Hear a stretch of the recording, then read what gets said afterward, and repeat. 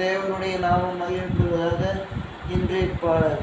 அநாதி தேவனும் நடைக்கலன் அவன் நித்திய புயல் பெருந்தாதாரமே. அநாதி தேவனும் நடைக்கலன் அவன் நித்திய புயல் பெருந்தாதாரமே.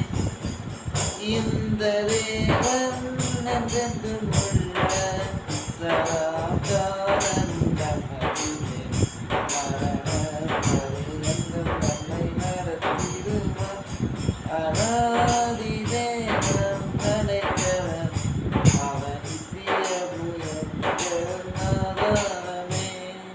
இன்றைய வசனம் சங்கீதம் 48:14.